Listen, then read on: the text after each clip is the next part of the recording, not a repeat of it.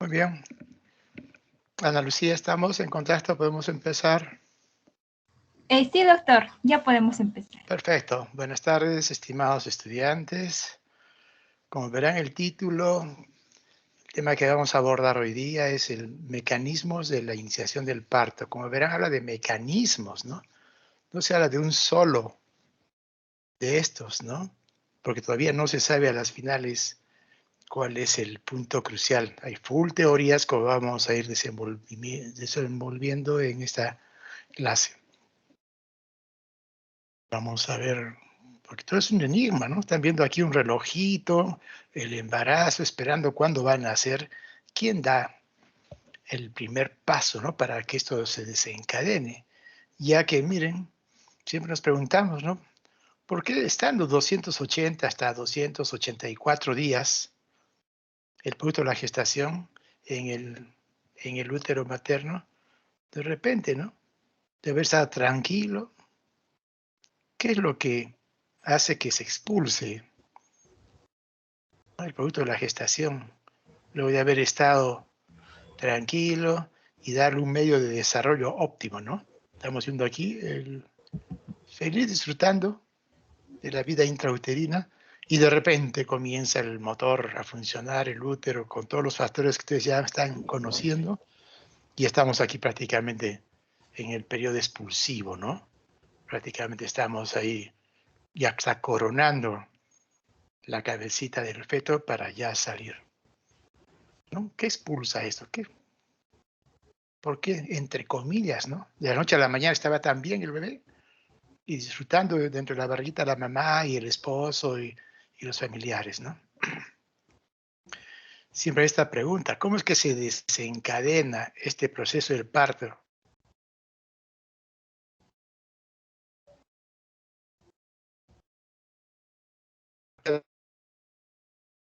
Caramba, muy poderoso, ¿no?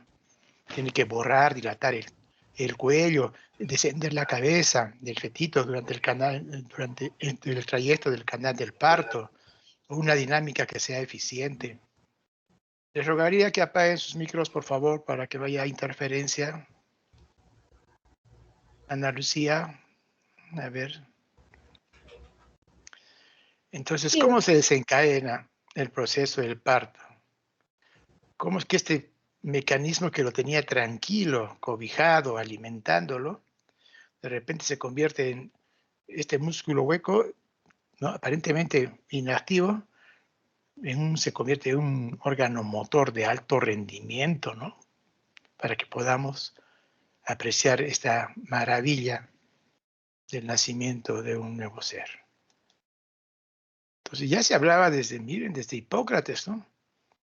Hipócrates hablaba de que el feto, impulsado por el hambre, rompía sus ataduras y se liberaba de su prisión. O sea, se considera que era como una prisión, ¿no?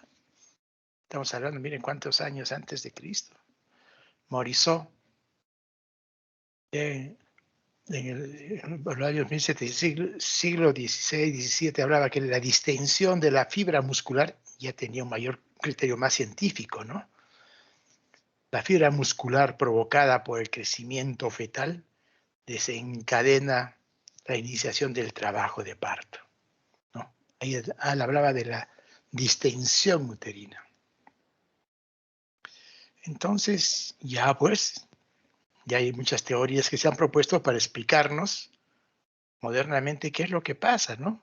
¿Cuál es el mecanismo más probable? Muchos, como hasta con todo lo que se mencionaba por la historia, desconocidos, muchos han achacado también este papel importante a la progesterona, ya que se encuentra en la mayoría de los mamíferos, especialmente en los primates, ¿no? ¿Cómo es que se desencadena? Entonces, teorías. Se habla de un sistema muy coordinado en donde mantienen pues, el embarazo, ¿no? Y que la única manera de mantenerlo es manteniendo tranquilo, quiescente a este músculo que por sí mismo, el músculo uterino, pues, tiene una capacidad contráctil mucho mayor que la que puede tener el corazón o el músculo liso. Entonces, algo ha pasado, ¿qué está pasando? Las teorías hablan de esto, ¿no?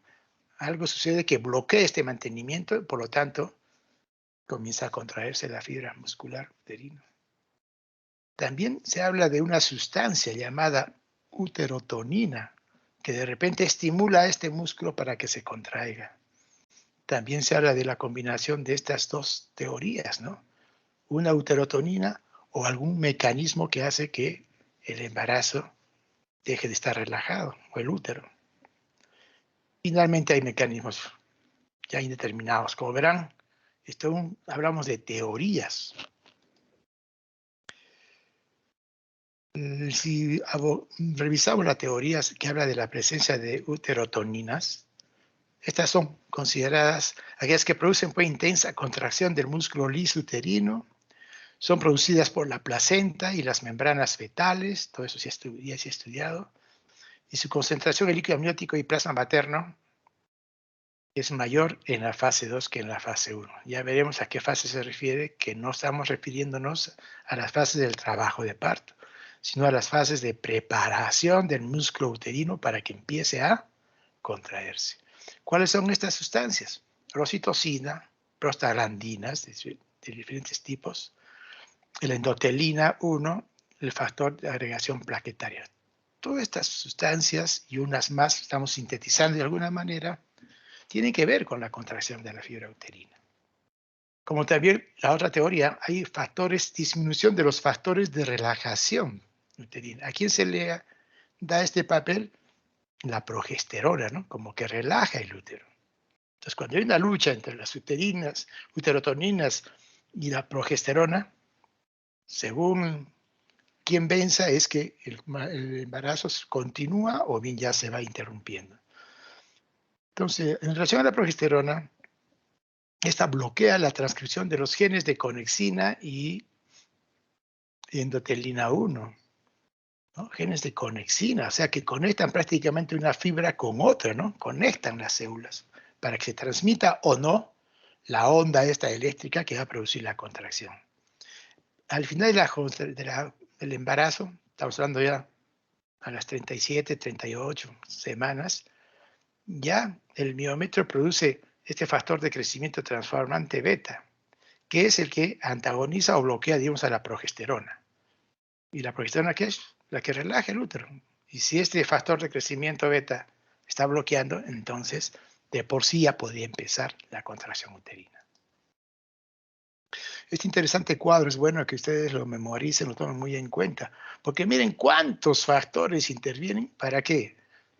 ¿No? Ya sea para que se mantenga la quietud miometrial, o si predominan, ¿no?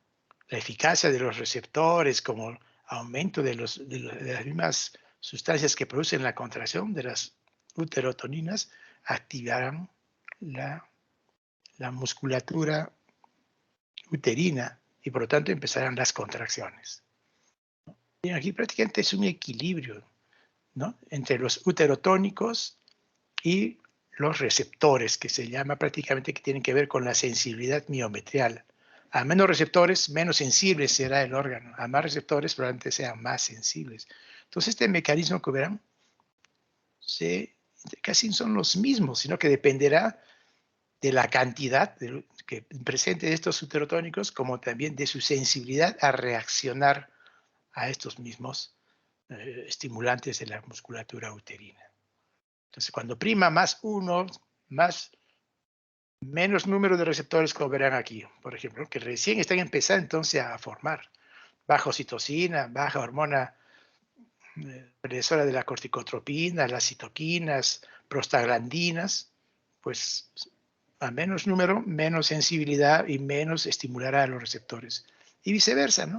Cuando comienzan a aumentar estos mismos receptores, miren, en general, estas mismas sustancias que estimulan a los receptores y también aumenta la sensibilidad de los receptores, pues va a primar la actividad miometrial.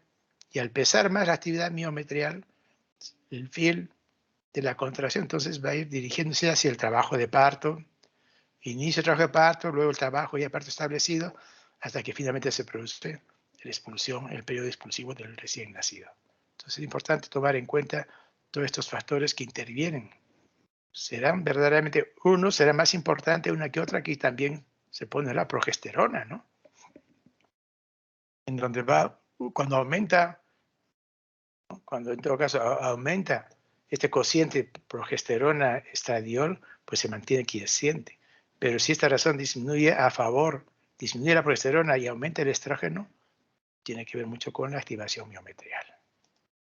Entonces la progesterona no es que sea la responsable, es apenas, como estarán viendo, un componente de todo un conjunto, ¿no?, de sustancias que integran este sistema de seguridad redundante de mantenimiento del embarazo. Es probable entonces que sea uno, la progesterona es uno, actúa a través de un mecanismo, pero que estos son múltiples, que actúan de manera ya sea independiente o en conjunta con las demás sustancias que hemos mencionado en la diapositiva anterior, para mantener el reposo uterino y por lo tanto sin respuesta a la contracción, que de por sí, como ustedes saben, la fibra muscular tiene tendencia a contraerse. Entonces, algunos estudios sugieren que no previene el trabajo de parto prematuro, ¿no?, la progesterona, ni prolonga el trabajo de parto. Y otros estudios también al contrario, dicen que sí previene. Como ustedes habrán visto en su rotación de las prácticas virtuales, si queremos prevenir o hay factores de riesgo o ya empieza un parto prematuro, un embarazo prematuro, lo primero que nosotros indicamos es progesterona, ¿no?, en sus diferentes presentaciones. Y muchas veces el resultado, como a veces no. Por eso es que hay teorías que están a favor de este mecanismo del mantenimiento de la falta de respuesta miometrial por parte de la progesterona.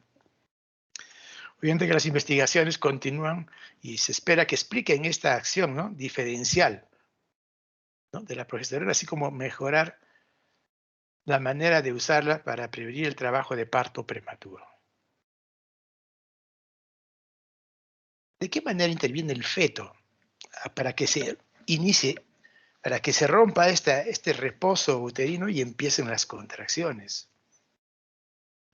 Es lógico pensar, ¿no?, porque generalmente la mayoría de los partos son a término y hay algo que los despierta para que empiece ya las contracciones uterinas. Pues hay una señal del feto humano, probablemente, es una teoría, maduro, para indicar la interrupción del reposo uterino.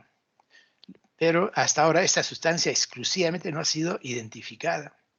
Obviamente solo en ovinos, que tiene que ver con la función de la glándula suprarrenal, ¿no?, glándula suprarrenal especialmente placentaria. Entonces, un elemento esencial para que en el ser humano debe ser la capacidad única de la placenta de producir grandes cantidades de corticotrofina, hormona liberadora de la corticotrofina, que al final va a actuar a nivel de la placenta y aquí a través de los corticoides estimular a la musculatura uterina. Eso especialmente en los ovinos. Entonces, ¿no?, se insiste que hay una señal proveniente del feto, ¿no? Tal es así que entre las 34 y 36 semanas los niveles de cortisol en el líquido amniótico aumentan de forma considerable. Pero aún todavía no empiezan las contracciones uterinas, pero como que ya se va preparando. Y entonces, el origen de este cortisol es el origen, pues, de la suprarrenal fetal, que además contribuye a cambios, ¿no?, del desarrollo fetal, como por ejemplo la maduración pulmonar. Hay una correlación directa, ¿no?, entre corticoide y, como ustedes verán, también cuando hay parto prematuro, hay amenaza, se previene que madurar en un feto prematuro el pulmón, ¿no?, especialmente con ¿qué? Con corticoides. Sí, y generalmente, fisiológicamente, entre las 34 y 36 semanas se producen los niveles elevados de cortisol, ya sea para proteger o ya preparar el pulmón para la vida extrauterina, como que también para que ya prepararse para el trabajo de parto a través de las contracciones. Se han hecho muchos estudios, por ejemplo, en anomalías fetales retardan el comienzo del parto. Es más, se han tomado animales y se les ha quitado, pues, la hipófisis, por ejemplo. Y se ha demostrado, obviamente, pues, de que retarda el trabajo de parto, ¿no? O sea, hay algo, hay una señal, ¿no? la asociación entre anencefalia fetal y embarazo prolongado, hay una disfunción, ¿no?, del eje cerebro-hipófiso suprarrenal en el feto anencefálico. Aquí entonces las glándulas suprarrenales fetales son importantes para iniciar el parto. Son importantes, pero yo nuevamente recalco, no es el primer factor, no es el que da la señal. El estrógeno, hablando ya del estrógeno, sabemos que aumenta la capacidad contráctil, ¿no? Hemos visto este cociente progesterona-estrógeno, ¿no? El aumentar el estrógeno aumenta la capacidad contráctil y la respuesta del miometrio. Pero nuevamente tampoco no es la señal responsable del comienzo del parto. Otras anomalías, por ejemplo, se les han sacado los riñones a fetos en investigación, en ratas, qué sé, o con problemas pulmonares, no prolongan el embarazo humano. Pero sin embargo, si se afecta el cerebro, como han visto, de alguna vez está relacionado con embarazos prolongados. Entonces, la señal de inicio del parto aparentemente no provendría del feto a través del brazo endocrino del sistema de comunicación materno-fetal. Si bien tiene bastante corticoide, pero no es la primera que da la señal, ¿no?, para que empiece el trabajo de parto. Y ahora aquí estamos de la fase, para no confundir qué es fase uterina y qué es fase de trabajo de parto. En el embarazo a término, quien se va preparando para responder a las contracciones, obviamente se entiende que es la musculatura uterina. Un embarazo exitoso, ¿no?, hay múltiples mecanismos que se dan en el útero, especialmente en su fisiología y en funcionamiento. Se va preparando. Tal es así que ya se han identificado fases uterinas del parto, que son los principales estadios fisiológicos de transición del miometrio, ¿no? Desde un miometrio tranquilo, en reposo, se va transformando hacia un miometrio activo, enérgico, se ha comparado, como han visto, con un motor de gran potencia, ¿no? Aquí están viendo ustedes cómo se identifica a través de un tocodinamómetro las contracciones uterinas aquí de y sin embargo algo está ya produciendo la contracción, está aumentando aquí la presión intramiometrial. Entonces, ¿cómo son estos estadios fisiológicos por los que transcurre el miometrio hasta convertirse en un potente motor que produce la expulsión del producto de la gestación? La fase 0 o quiescencia, que está dada por ¿quién? Progesterona, prostaciclina, relaxina, óxido nítrico, y siempre poniendo, no tanto en duda, sino llamando la atención, la hormona corticotropina. Mientras esto pasa, se produce ¿desde cuándo? Desde que se empieza la concepción hasta antes de que empiece el trabajo de parto. Este es hasta las 39 semanas, imagínense. No hay respuesta contráctil. En un parto, por supuesto, normal. Estamos obviando los partos prematuros que pueden ser por obvias causas, ¿no? Entonces, sin esa fase 0, totalmente quiescente. Cuando hablamos, y aquí priman uterotrofinas, ¿no?, con receptores que de repente poco sensibles. En la fase 1, o ya la preparación para el parto, también, como verán, hay estrógeno, también hay progesterona, pero su relación y valencia están a predominio del estrógeno. La distinción también se crea estiramiento de la musculatura uterina. Los receptores, comienzan a aparecer receptores de unión intercelular, la relaxina, prostaglandinas de determinado tipo, siempre poniendo también, llamando la atención, la hormona regresora de corticotrofina, el cortisol, los proteoglucanos. Estos como que van preparando, ¿no?, al útero para el parto. Prácticamente diríamos casi al final tiene que ver mucho con los pródromos del trabajo de parto. Pero ya está avisando que se está viniendo el parto. Y la fase 2 del trabajo de parto, ya aquí prácticamente ya se manifiestan con todo su poder y cantidad las prostaglandinas, oxitocina, relaxina, ¿no? Para el parto activo. Ya aquí recién entran las 3 etapas del parto, como he dicho, dilatación, borramiento, ¿qué más? Expulsivo y el alumbramiento. Entonces estamos hablando de las etapas de transformación de la musculatura uterina, hasta que se produce la expulsión del feto y después de ello todavía continúa esta contracción uterina, ¿no es cierto? Pues ayuda a la eliminación de los lóqueos, que ya sabemos, activación de las células, aquí ya oxitocina, y activación de células inflamatorias, claro, con la brecha que deja el lecho placentario, también hay un mecanismo ahí inflamatorio de reparación, ¿no? Y viene aquí la involución uterina, conjunto con la lactancia, que también saben que tanto estrógeno como progesterona, la prolactina intervienen para la formación de leche y la eyección de la misma, ¿no? Y finalmente pasa con la recuperación de la fertilidad. Entonces, miren todo este mecanismo que se da para que podamos encontrarnos frente a un trabajo de parto y obviamente exitoso. Entonces, se habla de un sistema entonces de seguridad que mantiene en reposo el músculo uterino. Obviamente que aquí participan múltiples procesos biomusculares, seguro que van a revisarlos ustedes, para que vean de qué manera actúan de manera independiente y también coordinados, que permiten mantener en reposo el útero. Y algunos de estos procesos, de estos múltiples biomoleculares, pueden ser redundantes. ¿A qué se refiere? El embarazo puede continuar en ausencia de uno o más de estos mecanismos. Eso es pues lo contradictorio, ¿no? No es que porque hay mucho estrógeno o baja progesterona o la oxitocina o cualquiera de los elementos que he mencionado, por eso es que va a ir el trabajo de parto, no.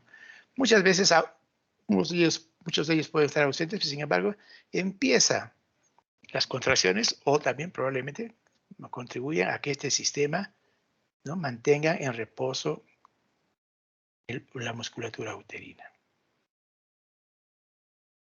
¿Cómo contrarrestar esta tendencia, como les decía al inicio, propia del músculo en general, la contracción?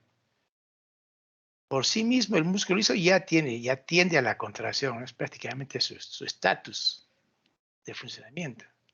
¿Y cómo comprender? Miren cómo, imaginen, el feto, miren, dentro del útero, en promedio 3 kilos, 3 kilos y medio. El líquido amniótico en promedio 1 litro.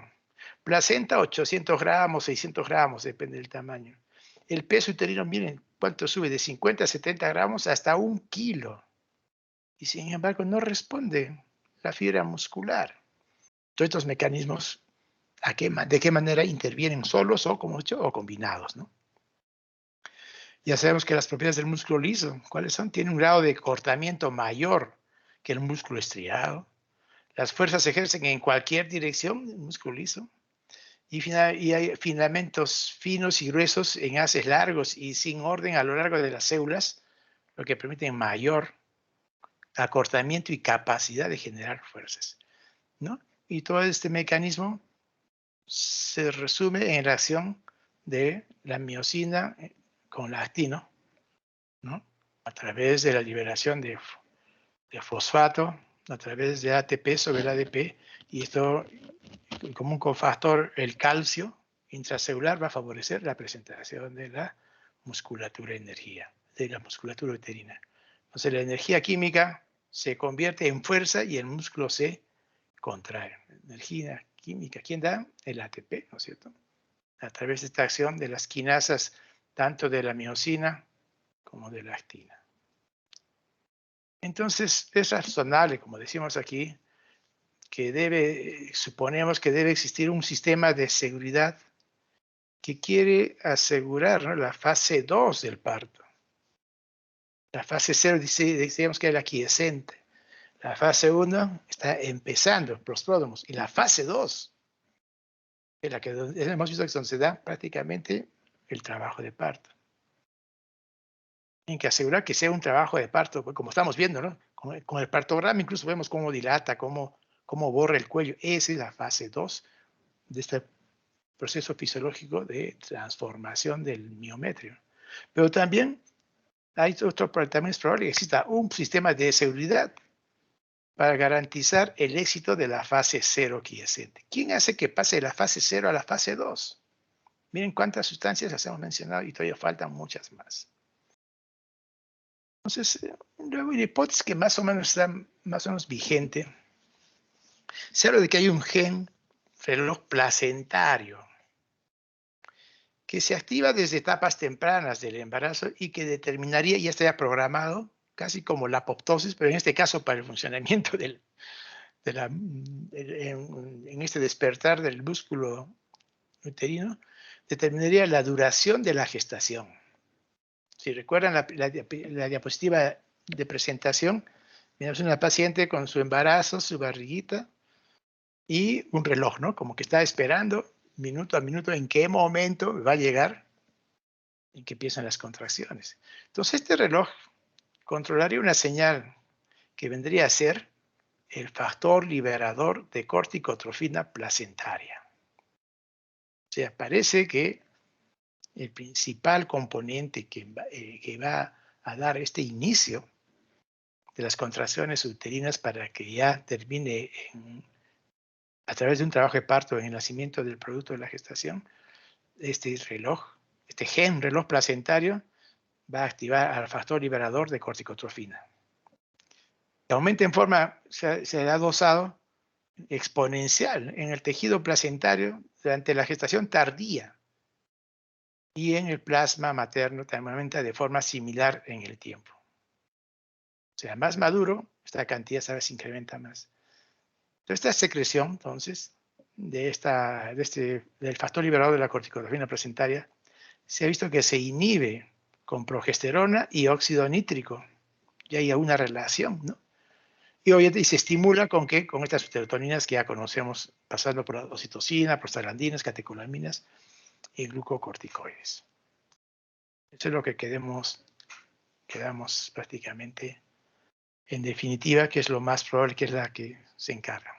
Probabilidades. Conclusiones. Entonces, el crecimiento, desarrollo y supervivencia del feto requieren de que el útero permanezca aquiescente, ¿no?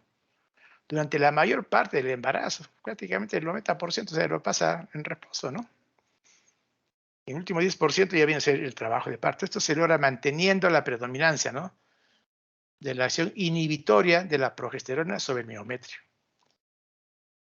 ¿no? Sin embargo, ya estamos viendo hasta qué punto esta progesterona es responsable de ello. Y estamos viendo que ha surgido la nueva teoría, ¿no?, de la hormona liberadora de corticotrofina placentaria. Ahora, el feto maduro o un feto inmaduro, pero que tiene un medio intrauterino hostil, una infección, por ejemplo, o una hipertensión, ¿qué va a producir?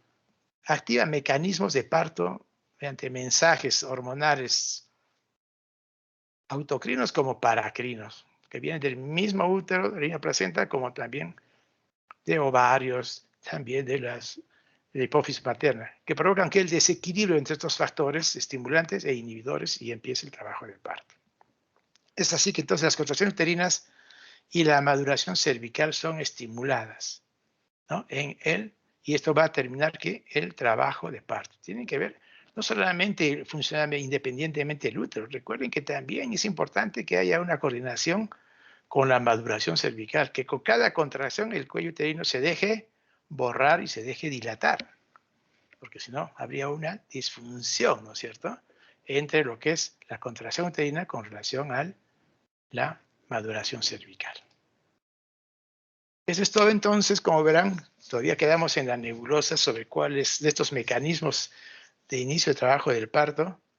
Todavía siguen las teorías hasta explicarnos cuál es el directamente responsable de ello. Porque si los conociésemos totalmente, no habrían ya trabajos de partos prematuros, ¿no? Porque bloquearíamos ese factor y se solucionaría el problema del parto prematuro. Y ahora entramos a la segunda parte de la exposición, como es los fenómenos activos y pasivos del trabajo de parto.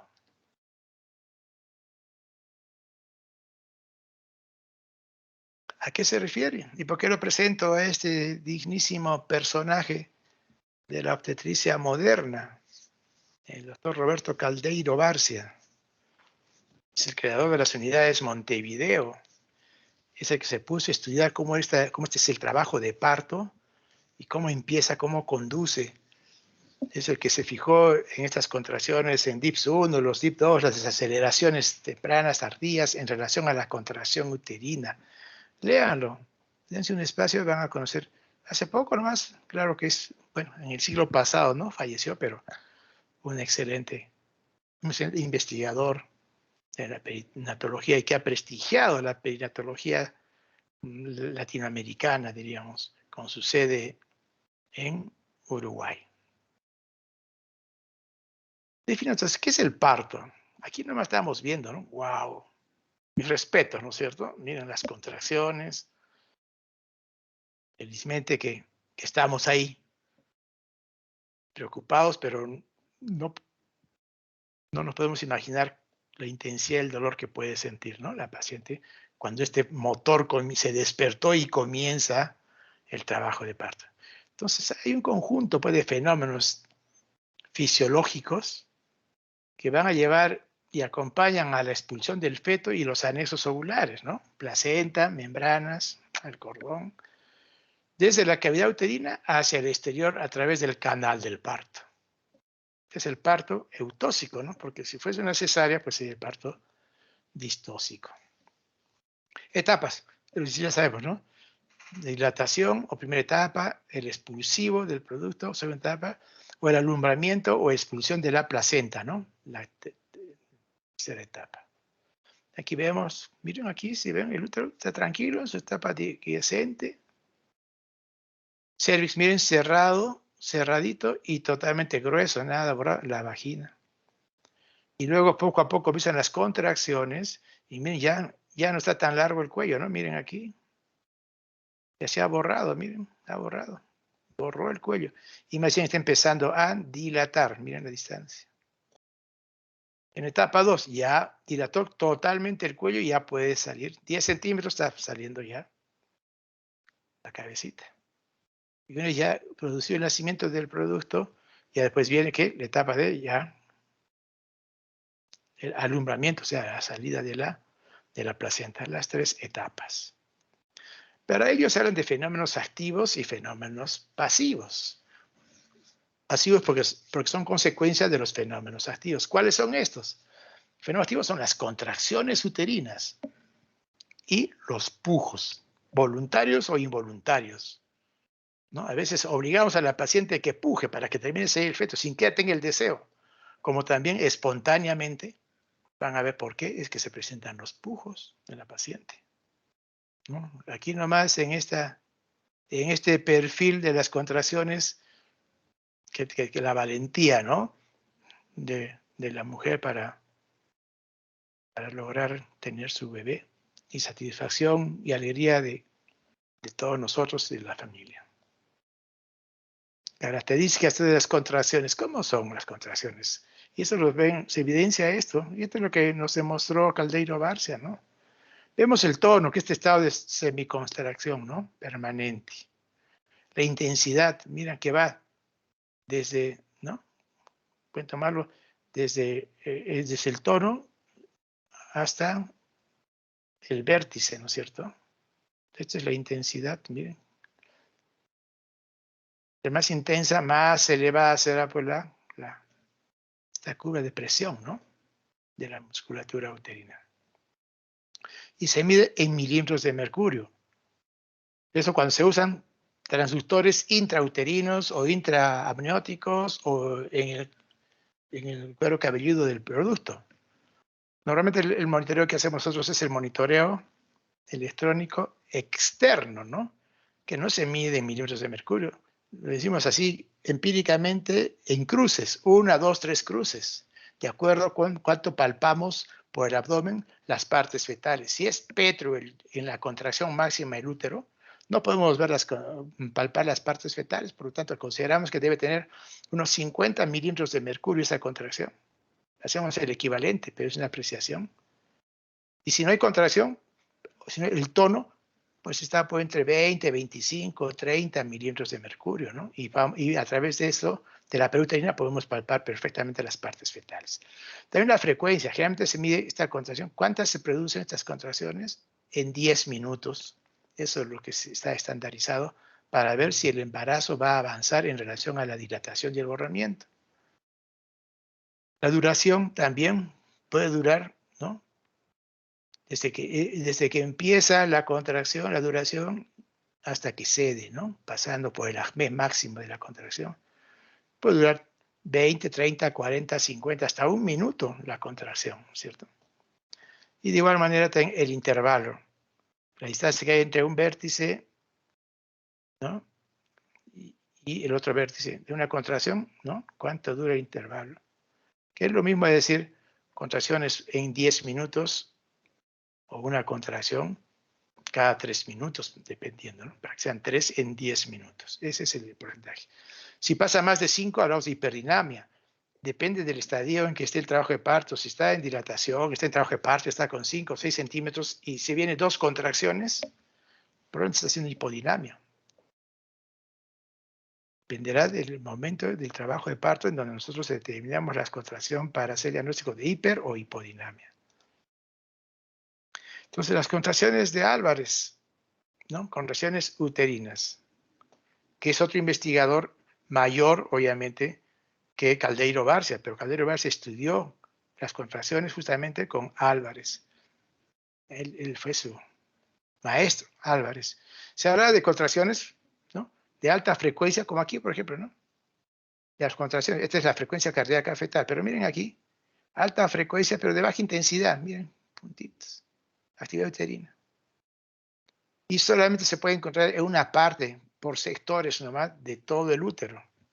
Fíjate que esto no percibe la madre, solamente les encontramos esto cuando hacemos el monitor. Y las contracciones de Braxton Hicks, estas sí son, más bien sí tienen alta frecuencia, también tienen poca intensidad, pero sí, estas sí pueden ser percibidas por la madre. La característica es que no duelen. Y generalmente estas se dan pues antes de que empiece el verdadero trabajo de parto, ¿no? Entonces, como que vamos poco a poco, ya va avisando, como que se va preparando también el cuello uterino para empezar a dilatar y a borrarse. Entonces, este registro de las contracciones puede ser clínico, o sea, por métodos externos, por ejemplo, palpando, podemos, ¿no? Como también un transductor externo, ¿no? A través del electrocardiotocógrafo. Y métodos internos también. Hay que, cuando se coloca un catéter intrauterino, ¿no? Un transductor ahí, que se puede ver las contracciones. Pero ya desde el punto de vista, como digo, investigación, ya experimentales, métodos externos, el tocodinamómetro. Pero en los métodos internos, esto es el que se usa para investigación, ¿no? Se coloca un balón en el miometrio. Catéter intraamniótico por vía transabdominal. Microbalones intramiometriales, electromiografía. Obviamente, ¿qué en quiénes se hacen? Obviamente, pues en animales, ¿no? No se va a hacer en seres humanos. ¿Cuál hacemos nosotros entonces? ¿Cuál hacemos este? La palpación con el transductor externo para la determinación de las contracciones. Aparte del otro transductor que es para determinar la frecuencia cardíaca fetal, ¿no? Pues ya cardiotocografía. Cardio de corazón, tocografía de útero. Como verán, ¿no? Aquí, miren, afuera, que ustedes ya han visto ya, seguro, ¿no? El útero está entre el útero, aquí está la vagina, la vejiga. Aquí, el que va a determinar, va a auscultar la frecuencia cardíaca fetal. Y generalmente en el fondo uterino se va a ver las contracciones. Y vamos a ver por qué en el fondo, por qué no se pone aquí. Ya vamos a hablar de la triple gradiente descendente. Y se marcan, ¿no? La frecuencia cardíaca. Aquí fetal y aquí arriba, o dependiendo del formato que se tenga el aparato. Entonces aquí, miren, aquí se pone para ver los latidos y aquí en el fondo uterino para detectar la dinámica uterina. Y aquí ya, mira, cómo se colocan catéteres, mira hasta dónde van los catéteres para que puedan tomarse la presión intraamniótica. Esto es con fines de investigación, ¿no? Y aquí es un manómetro para determinar. ¿Y eso cómo se mide? ¿En qué unidades dijimos? Milímetros de mercurio. Pero aquí no es en milímetros de mercurio, es en intensidad de la contracción. Y habrán visto también estos registros de la frecuencia, aquí frecuencia cardíaca fetal, mira los dips, ¿no? Viene la contracción, miren la relación, y después que pasa la contracción, está seguida la contracción, aparece recién la desaceleración, es un dips tardío, ¿no? Este que junto con la desaceleración, ¿no? Junto con el AHME de la contracción, la desaceleración es un dips 1, generalmente son benignos. Y aquí cuando se combinan estos tres, hablamos de a veces en la contracción, a veces después de la contracción, a veces antes de la contracción, generalmente tiene que ver mucho con las dips variables. Y aquí arriba, entonces, en todo el registro que se ve en el papel, La curva de la parte superior, la línea que se forma, es la frecuencia cardíaca fetal. Ahí vemos la variabilidad, si hay aceleraciones, si hay desaceleraciones, si hay la reactividad. Y en la parte inferior, esa es la contracción uterina, que es lo que estamos viendo ahora. Mira, en el periodo de dilatación, 3 en 10, en promedio. Llega el expulsivo cuando está con 9, 10 centímetros, 4, 5, 1, 2, 3, 4. ¿No? Pasa la contracción, se produjo el nacimiento, para que salga ya el aumento de la placenta, continúan también intensas. Siguen las contracciones, pero ya no con la misma frecuencia que en el expulsivo, pero también mucho más intensas que en el periodo de dilatación. Ya pasado, ya eliminada, esto ayuda a eliminar la placenta. Y pasada la placenta, persisten también intensas, pero ya son menos frecuentes. Esto es importante para que veamos, estábamos viendo en la mañana sobre la hemorragia posparto, ¿no? Que tenemos que controlar bien las primeras 2 horas después del parto para que veamos que se presente en esta contracción, que va a producir que el útero, ¿no? Con el globo de seguridad de Pinar, ¿no? Y asegura una buena hemostasia. Entonces, tiene unas características, ¿no? Durante el trabajo de parto, esta onda contráctil del útero, que es diferente a la onda contráctil del embarazo. ¿Cuáles hemos encontrado en el embarazo? ¿No? ¿Qué curvas? La de Álvarez y las de Braxton-Hicks, ¿no? Que son de poca intensidad, hemos visto, ¿no? Seguiditas, pero de poca intensidad.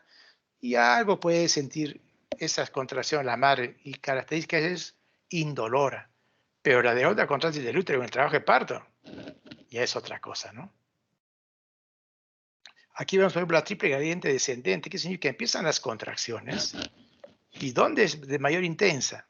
La intensidad de 3 cruces en el fondo uterino. ¿Dónde dura más la contracción? ¿No? El minuto en el fondo uterino, y poco a poco ya bajando y se vaya.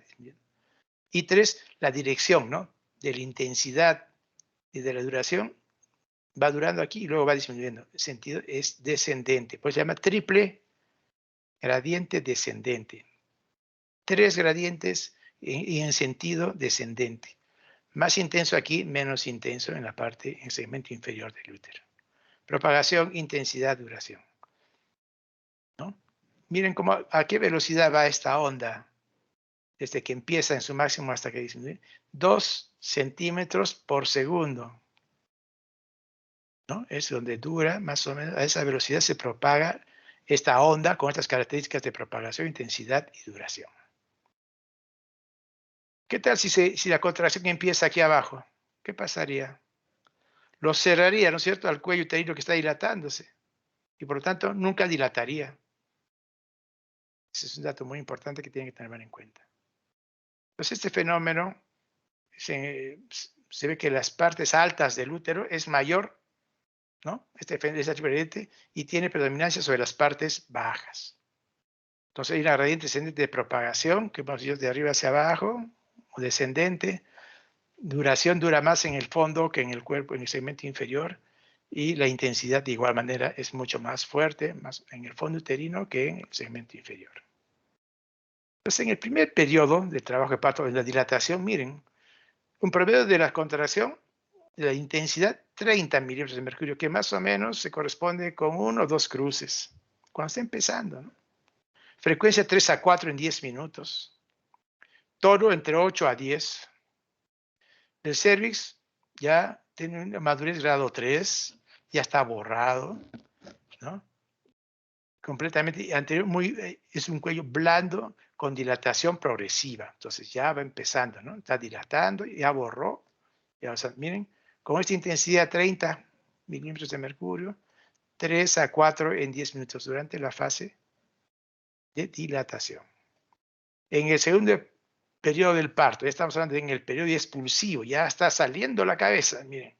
Miren la intensidad, ¿cuánto ha aumentado? 45 a 55 milímetros de mercurio. Estamos hablando ya 3 cruces a la palpación. 5 a 6 en 10 minutos. ¿Qué dijimos en la fase de dilatación? 3, 4, ¿no? Al comienzo pueden ser 2, 3 y conforme ya va acercando a 7, 8 puede ser 3, 4. Y ya, como verán, en el expulsivo, 5 a 6. Cervix, obviamente totalmente dilatado, 10 centímetros. Y ahí también se produce el reflejo del pujo, ¿no? La señora tiene la sensación de pujar porque no está algo que esté en el resto. No es que esté en el resto, sino que la cabeza pues está comprimiendo el resto y eso le estimula como que si fuese un resto ocupado y le llama pujar.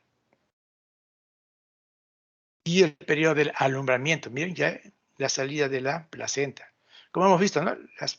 El útero sigue contrayéndose de forma rítmica. Hay cosas facilita también que se desprenda la placenta con gran intensidad y frecuencia, lo que continúa luego de la expulsión. Y expulsada la placenta continúa esta dinámica, pero ya con menos frecuencia hemos visto, ¿no? Ya cuando ya eliminó la placenta. ¿Cuál es la finalidad de estas contracciones que permanezcan hasta después de la eliminación de la placenta?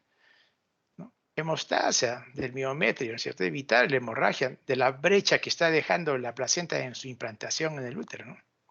Y expulsar los loquios y coágulos durante el puerperio inmediato, ¿no? Y en la recuperación.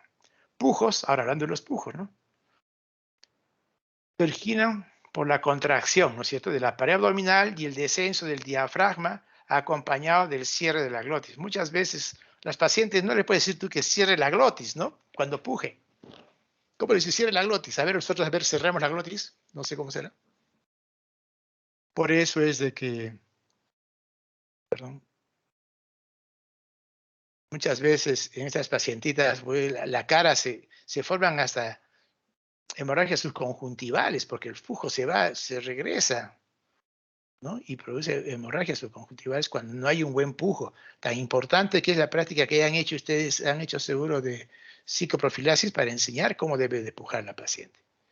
Y los pujos pueden ser, como les dije, espontáneos o dirigidos, ¿no? Espontáneos porque ya la cabeza está ocupando la ampolla rectal. O dirigidos porque ya necesitamos ya que sin contracción pueda también pujar la paciente para que poco a poco vaya saliendo por el introito y no desgarre, ¿no es cierto?, el introito.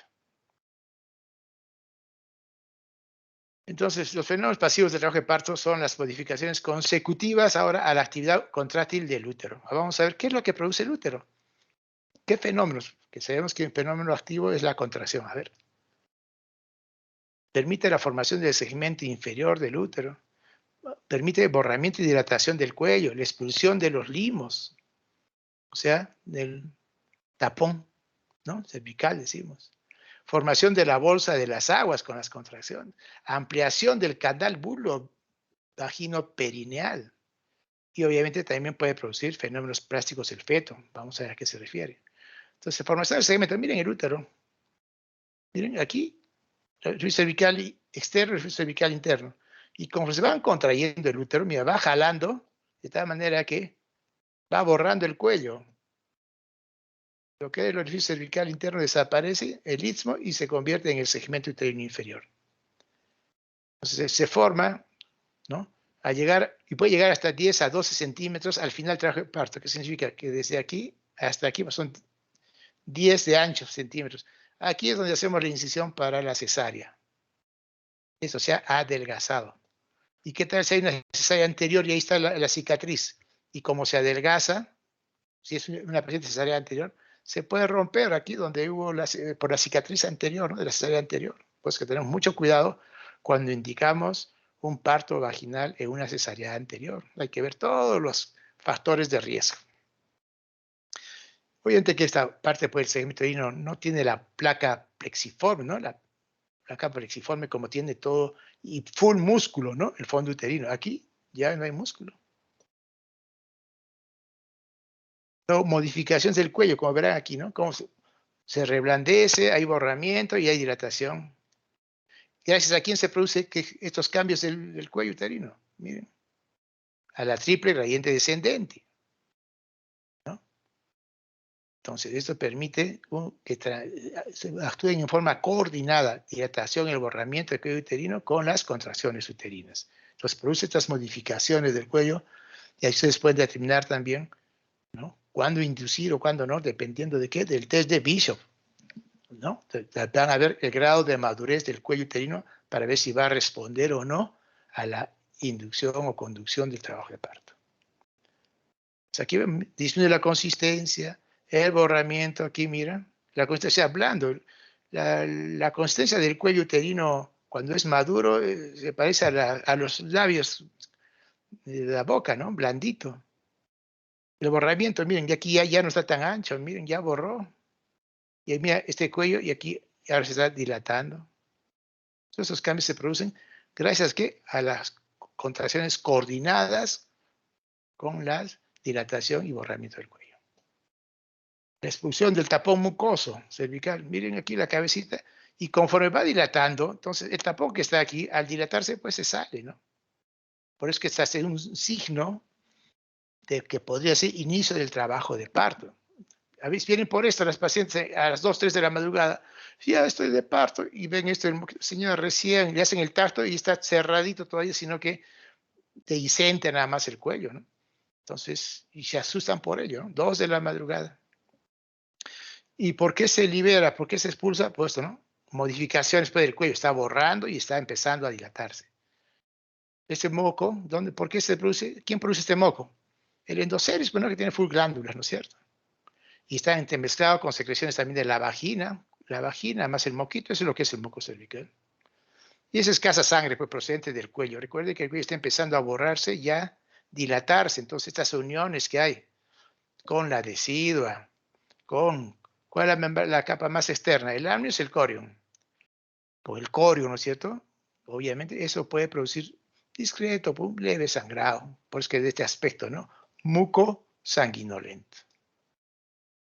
El otro mecanismo pasivo, se fueron la bolsa de las aguas. Miren, normalmente, miren, aquí está el líquido amniótico, ¿no? La cabecita encajadita. Pero si la cabeza por algún motivo no encaja, es muy pequeña o es muy grande a las finales, pero que no llegue a encajar, por aquí se puede filtrar y miren cómo se mete. Aquí está la bolsa de las aguas. Este es el líquido amniótico que está en las bolsas, ¿no? Aquí, cuando acá está totalmente elevada, o a veces según podálico, no sirve pues como esto, como un tapón, ¿no? Para que no pase el líquido. Y hasta se forma como manera de reloj de arena, decimos, ¿no?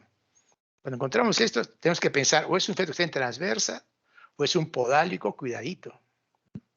Y aquí también miren cómo llena de líquido amniótico todo esto, no deja pasar.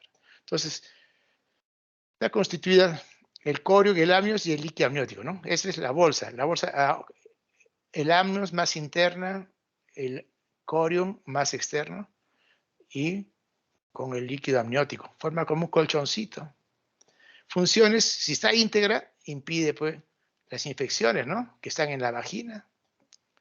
De igual manera, si está íntegro, por aquí puede estar el cordón umbilical, porque se puede escapar por aquí, escamotear, decimos nosotros, y puede dar un prolapso. Pero si está íntegra la membrana, va a impedir que salga un prolapso, que se salga. Favorece también, esto hace como especie de cuña para ayudar a dilatar el cuello. Protege obviamente al feto también. Si están íntegras, entonces hay buena cantidad de líquido en toda la cavidad y cualquier golpe amortigua, ¿no? Obviamente que las membranas íntegras estimula, porque al dilatar el cuello por el reflejo de Ferguson, dilata, ayuda a la dinámica uterina también, ¿no? Que produce mayor contracción. Pero ¿qué pasa si se rompen? Miren, aquí estamos haciendo una amniotomía. Mira, con una pinza, con la mano aquí, estamos rompiendo la bolsa. A veces lo hacemos por fines diagnósticos o como para inducir el trabajo de parto. Según la ruptura, puede ser espontánea, solita, sin necesidad que rompa, o es artificial, como es en este caso. Y según el momento que se produzca, prematura, antes de que empiece el trabajo de parto. Precoz, apenas iniciado las contracciones, con menos de 1 o 2 centímetros se rompen las bolsas, es precoz. O puede ser precoz también tempestiva, o sea, menos de 1 o 2 centímetros, como tardía, ¿no? También puede ser llega a los 10 centímetros de dilatación y pueden seguir las membranas íntegras, hay que romperlas. De igual manera, miren cómo se amplía la vulva, ¿no? Para permitir que salga, pues imagínate una cabecita de 10 centímetros de dilatación. Entonces, favorece también, durante el trabajo, es un mecanismo también pasivo, ¿no? Con las hormonas, la relaxina especialmente, pues se va dilatando. Se amplía la vagina, pues la elasticidad se deja distender fácilmente. De igual manera también el diafragma urogenital que está aquí cerrando, también se cede y relaja. Y los fenómenos plásticos del feto también vemos aquí, miren, la cabecita un poco deformada, ¿no? Diferente a este, ¿no? Miren aquí el cefalohematoma. Prácticamente aquí es por fractura de los huesitos del cráneo. El caput abarca todo, ¿no? Es un edema, puede cuello uterino, no tiene límites, pero aquí el cefalohematoma está más o menos delimitado al hueso que ha sido comprometido. Y tiene pues serios problemas, pasando por una ictericia en el producto, ¿no? Si es que el traumatismo, depende del traumatismo severo que pueda dañar la misma masa encefálica, ¿no?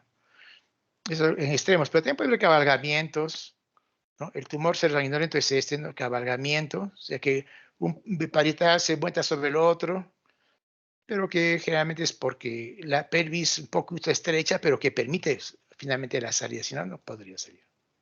Entonces, para que tengan una idea didáctica de cómo son estos fenómenos plásticos, para diferenciar el caput sucedáneo, el cefalohematoma, el subgaleal, el bilabial.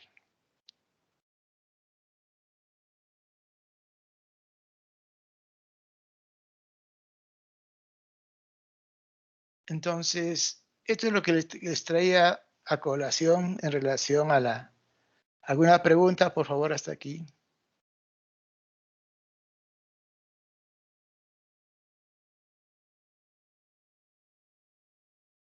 Hemos hablado de datación, borramiento, todo el mecanismo, que tengan una idea. Miren cómo ya el expulsivo, cómo se maneja para que vaya saliendo poco a poco la cabecita, especialmente en este caso cuando no hemos hecho episiotomía, de tal manera que estamos protegiendo el perineo. ¿No? Las contracciones, ¿por qué son dolorosas? Hipoxia por las células del miometrio. Hay una hipoxia, ¿no? En la irrigación miometrial que estimula desencadena el dolor. Comprensión de los ganglios nerviosos en el cuello y segmento inferior también, a nivel de cuello uterino. Distensión del cuello durante la dilatación también pues es el mayor componente del dolor. También la distensión del peritoneo, ¿no? Obviamente con cada contracción hay una distensión y eso desencadena que duele, duele, sino que hay que saber manejar con esto de tensión, dolor, ¿no? Tensión, dolor, temor, ¿no? Un ciclo que hay que romper, que sí va a doler, pero que sea manejable. Aparte que estas contracciones, como verán, vienen y van, ¿no? No es un dolor que persiste y que se intensifica y sigue, ¿no? Va a pasar y eso es lo que a la paciente se le enseña durante la psicoprofilaxis. Obviamente son contracciones involuntarias, con un marcapasos cercano a la unión útero-tubárica derecha. Entonces, al final, ¿qué es el trabajo de parto? Cuando la actividad uterina aumenta gradualmente durante el embarazo, apareciendo en las últimas 6 a 8 semanas, ¿no? Aquí aparecen las contracciones de Braxton Hicks. Ya sabemos de qué estamos hablando. Las que a ir aumentando, al que va a aumentar la frecuencia y la intensidad, dan inicio al periodo entonces ya de preparto, con una actividad mayor de 50 unidades Montevideo. ¿Qué significa 50 unidades Montevideo? Es la relación que hay entre el número de contracciones por la intensidad. Aquí, ¿cuánto tiene? Aquí casi hay 3 contracciones en 10 minutos, aparentemente. 3 contracciones. Y si la intensidad de la contracción es, por decirte, de 20 milímetros de mercurio, sea 3 por 20, 60 unidades Montevideo. Pues aquí se debe ser mayor de 50 unidades Montevideo, que es que está empezando ya el trabajo de parto.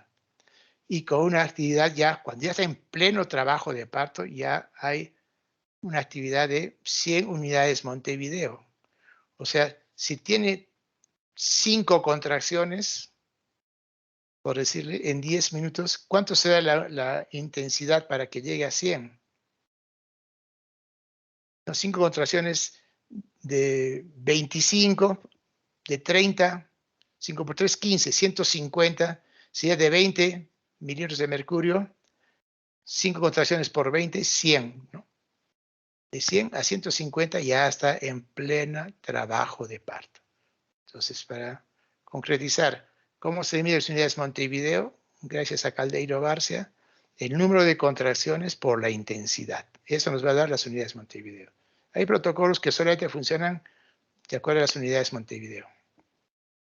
Entonces, el trabajo de parto, las contracciones tienen una frecuencia de 3 o más en 10 minutos, duran 30 o más segundos, son dolorosas y por lo menos que presente por 1 hora. ¿No? Entonces, ahí es donde ustedes que decir al señor, ya puede ir a la posta, porque ya está 1 hora, 2 horas con esa intensidad. ¿Cuánto le viene?